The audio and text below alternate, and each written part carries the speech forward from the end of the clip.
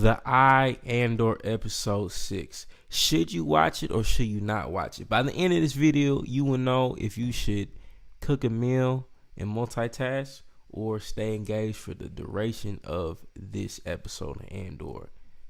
Tap in with us.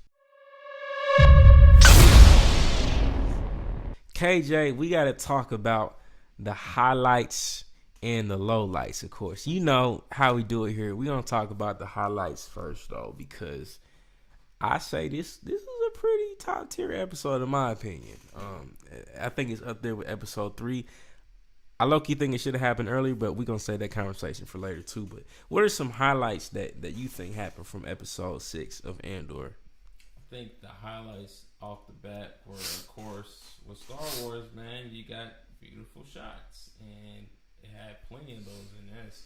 Yes. Right off the bat. Yes. When they had dropped the TIE fighters. Yeah. Go after Clem and his gang. You know, Clem and Vale and Skeen. After they broke into the vault. Basically, yeah, when they broke into the vault and, you know, when they left, they had the eye. Kind of like, what was it? Aurora.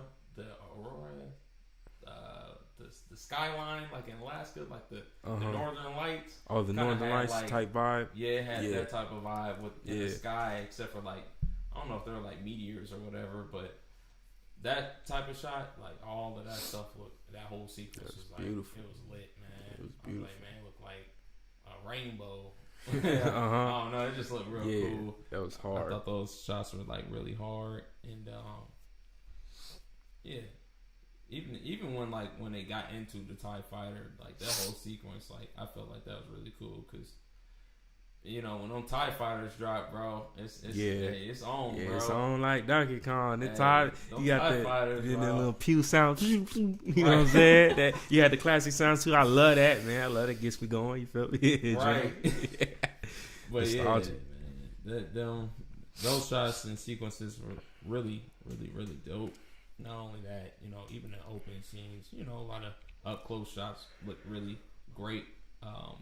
Even with the fog, I thought those shots were like nice and gloomy too. Kind of set up the feeling, you know, set the tone of what is about to happen. You know, they're going and preparing for war, and with the Imperial soldiers / officers.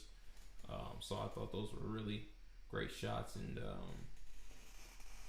yeah, even with the village, I forgot what kind of tribe they were.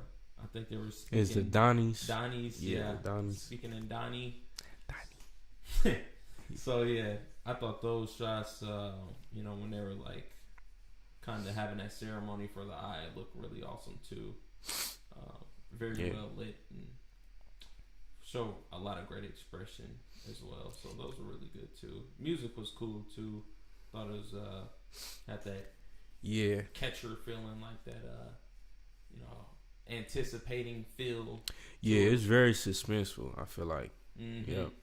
I thought those were really great shots. Yeah, that is another thing, man. It did have that suspenseful element to it too. You know, it was like, man, everything seemed so smooth so far. But you know, with Vale, you know, she seemed real uneasy the whole time. Yep. So, you know, in the back of your head, you always felt like, man, something gonna happen. Something gonna happen. So the suspense was really there. Yeah, I'd say the suspense was there. What else? I feel like those were like the biggest things for me. What about you? Yeah, I mean, I just picked, but definitely, I feel like the music elevated the picture in this, which is what I mean. You go to Star Wars for typically, right? The music is helping move the story along really well in this. So I think they did a really good job. Like, even from the beginning where it had the B-roll of the officer, he was talking while we were looking at the Donnies and stuff traveling to go to the eye. So I thought that was good. Officer J-Hold or whatever. And then he was just talking about, you know what I'm saying? Just basically he was geared, like the story was progressing. I think the pacing was really good in this episode. And then, I don't know, interesting details to me is like, I feel like they're humanizing the Empire a lot more. Like they had those two dudes drink the muds at the same time. Like, I feel like we've never seen just them being people. You feel me? Where they're just like drinking out these mugs, and then they had later on they had the one dude peeing like, like they over so you know what I'm saying, small talk and stuff like that. Like, so we're seeing more of, I don't know, low key feeling more like they're people, you know what I mean? And I think that's kind of aiding for even the other scenes where we're like cutting back and forth between Dedra and Blevin and all them, you know what I'm saying, in that Imperial place, because she was popping pills too. Like, I think she took a little Adderall or something when she was in the other scene the other day. But overall, man, I think it was a good balance of like action and stuff for this one. Like, they brought the action in at the right parts, and they had a couple like, I guess, good quotable type of moments and lines. Yeah. So I always appreciate that about Star Wars. You feel me? Being able to have some good quotes. Oh yeah, dialogue important, man. Mm-hmm. A couple twists and turns too, for sure. Like, I think when Cashin ended up murking Skeen, because Skeen was like, "Yeah, we just take this 40 man, million." he was chatting a little bit too much. He was like, yeah, Skeen was bro. His words, his mouth was moving a little bit too much. Too like, much, man. He gotta get him. Yeah, bro. He's talking about dipping. Like, after all that too, like, he's the one that tried to get Nemik to live, and then he just gone. But I guess all that was just ramping up so he could just sneak away with the money. So it's like, yeah, you can't trust a dude that's talking about taking. Yeah, bro. He said 40 million. I'll forget. He said, yeah, 4 million. He said, 4 million make me forget about you. So yeah, this like, dude was talking bro. real like, slick. Nah, you can't trust him, bro. Bro. It's like, you cannot trust this dude at this point in time, bro. Then he lied about his brother. Yeah, after he said, "Yeah, I don't have a brother," I was like, yeah, bro, you cannot trust anything this man's saying.